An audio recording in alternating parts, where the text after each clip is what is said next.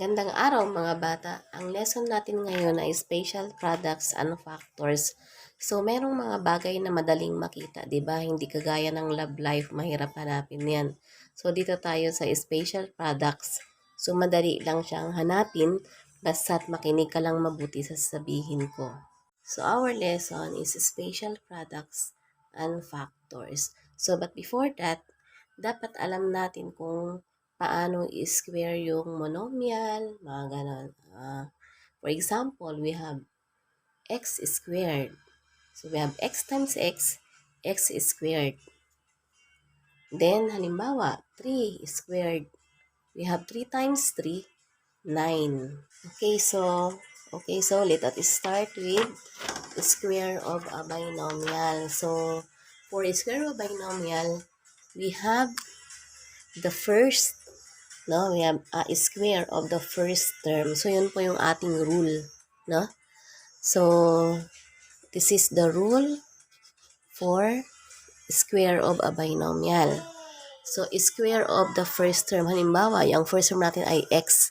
So, i-square natin yung x. And then, we have twice the product of the two terms. Twice, no?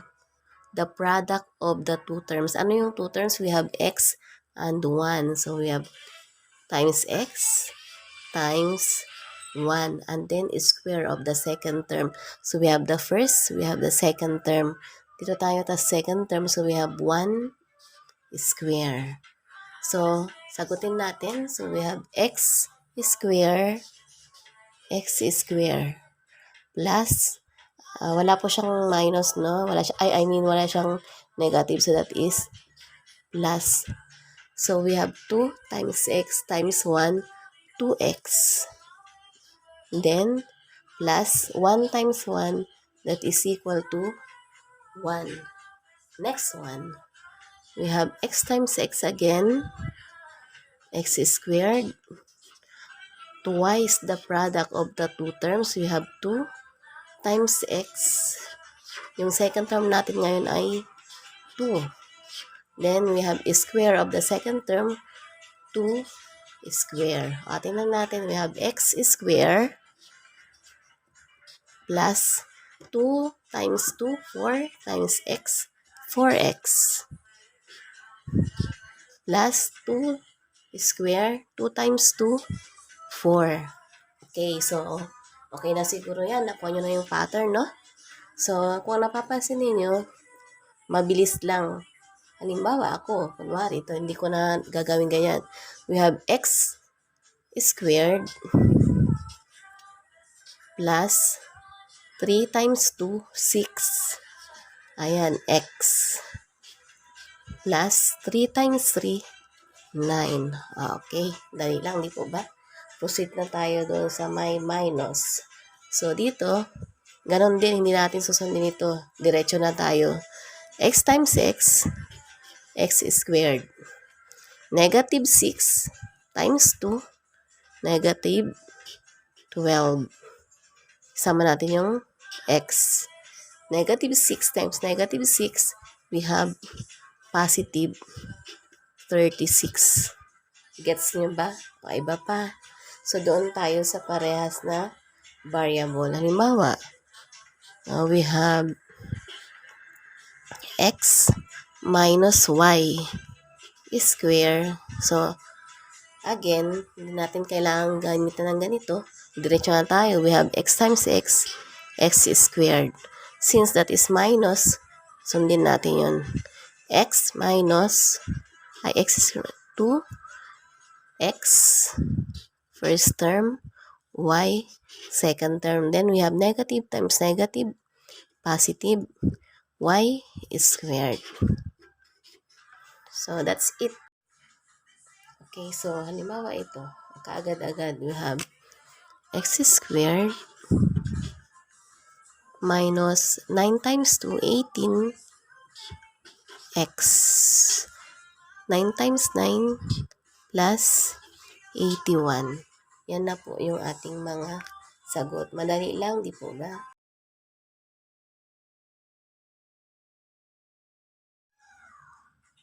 Okay, so sagutan niyo po yan at i-check natin mamaya. Pagkatapos po ng video ito, makikita niyo doon kung ano ang sagot.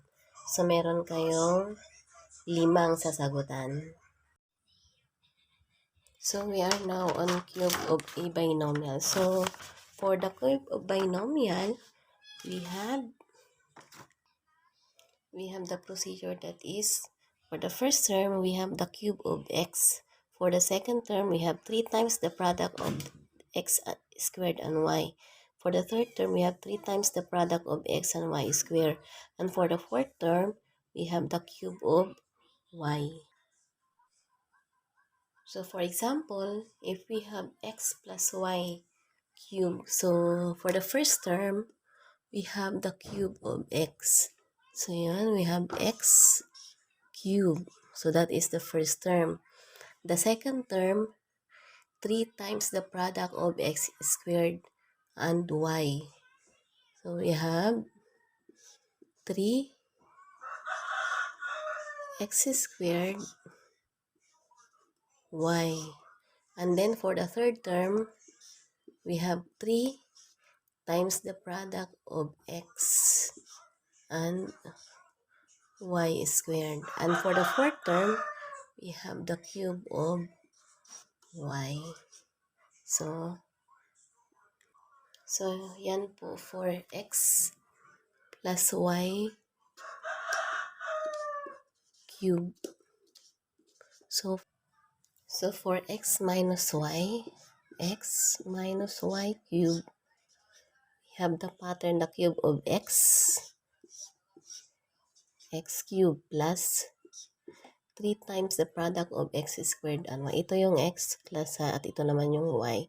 So 3 times the product of x squared. So x times x squared.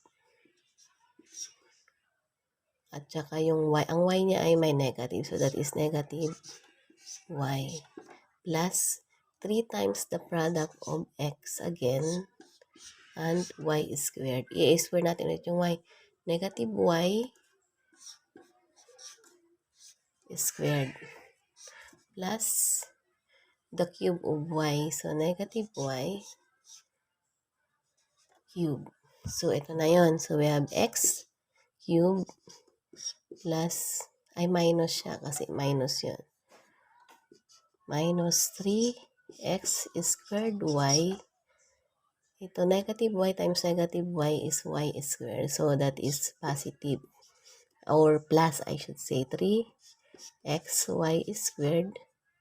Then, we have negative y times negative y times negative y times positive. So, that is negative y cube. So, ito po yung pattern para sa x minus y cube. So, ganun ulit. Sundin lang natin yung pattern. Naku, nabura ko yung x plus y cube. Sulat natin. We have x plus y.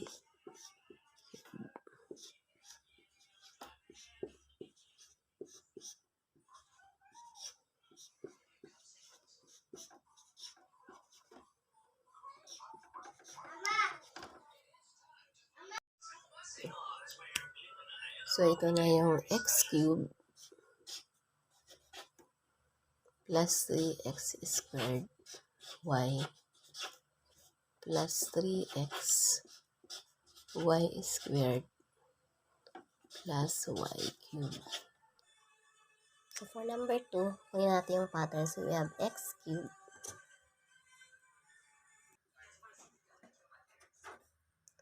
plus 3x squared.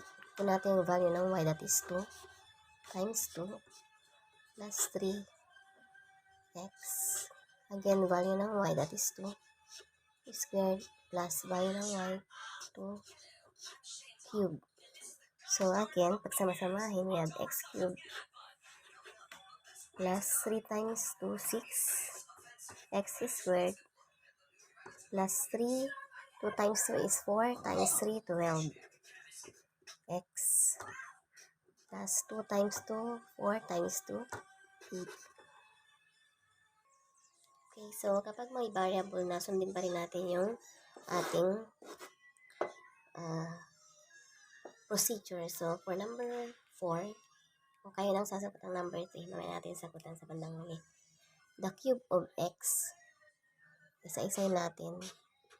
Ayaw na ng the cube of x plus 3 times the product of x squared and y. So, 2x squared at saka y. Yung third term natin, 3 times the product of x and y. Ito yung x, 2x, y squared is 3. Hindi pala dapat ito. 3 squared. And then, for the last one, we have the cube of y. So, we have 3 cube. So, to sum it up, we have 2 times 2 times 2. We have 8x cube plus 2 times 2, 4. 4x squared times 3. 12x squared times 3 ulit. Mamaya natin total. We have 3 times 3, 9.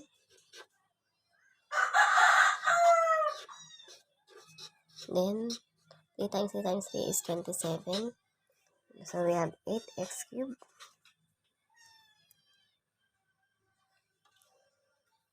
Cube po yun, mababa siya. Plus 12 times 3, 36. X squared. Plus 9 times 3, 27. Times 2, 54. X plus 27. So, ito na po yung sagot.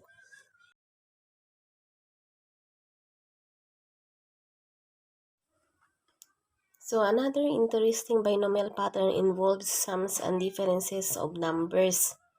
So, dito po, makikita natin yung dalawang opposite na binomial. So, we have, for example, x plus y multiplied by x minus y, or products of sum and differences. So, we have the pattern for all numbers x and y. We have x plus y multiplied by x minus y, x squared minus y squared. As simple as that. Para, x times x, x squared. Y times negative y squared. O sige, pakita natin kung paano naging x squared minus y squared lang yun. Ano po? So, we have x plus y multiplied by x minus y. Una natin gamitan ng FOIL. So, we have x times x squared, x times y, plus yun. So, xy. Then, we have negative y times x minus xy. Negative y times y minus y squared. So, x squared, positive xy minus xy, 0 yan. Minus y squared. So, ang sagot ay x squared minus y squared. Okay, so magsagot na tayo.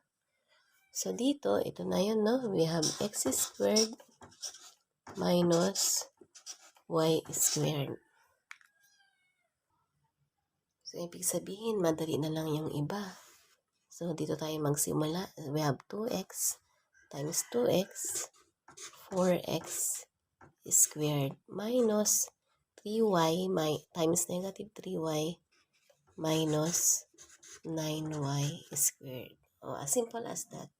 Ito ay mali tayo dito. Dapat ito ay minus a plus 12, a minus 12. So, ipakita ko na lang sa inyo na binubura natin. So, we have ayan. So, doon tayo sa number 3. We have m plus 8 multiplied by m minus 8. So, again, following that, we have m squared minus 8 times 8, 64. Okay, so, sagutan niyo yung tatlo para makita niyo mamaya kung nakuha niyo. Ayan, so dinagdagan ko po para ang sagutan ninyo ay 5. So, dito naman tayo sa squares of trinomials. So, kung meron tayong a plus b plus c squared, so yung first 3 terms, we have squared of first, second, and last term. So, meron tayong a squared plus b squared plus c squared. And then, yung fourth, fifth, and sixth terms, we have twice the first and the second term plus twice the first and the last term plus twice the second and the last term. So, meron tayong 6 terms in the square of a trinomial. So, we have a squared plus b squared plus c squared plus 2ab plus 2ac plus 2bc. For example, meron tayong x plus y plus z. Ganun din, no? Following the instruction, we have x squared plus y squared plus z squared plus 2xy plus 2xz plus 2yz.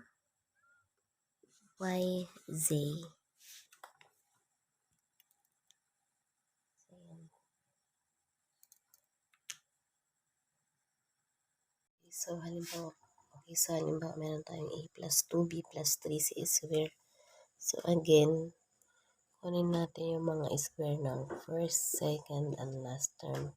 So, we have a squared plus 2b squared plus 3c squared plus twice the first and the second, we have 2a 2b plus twice the product of a and 3c plus twice the product of the second term and the last term. So, simplify natin. So, we have a squared plus 2 times 2, 4, 4b squared plus 3 times 3, 9, c squared plus 2 times 2, 4, ab plus 2 times 8 times 3c, 6 ac plus 2 times 2, 4 times 3, 12 bc. So, ito na po yung ating sagot. So, for the squaring a trinomial, we have 1, 2, 3, 4, 5, 6 terms sa kanyang sagot.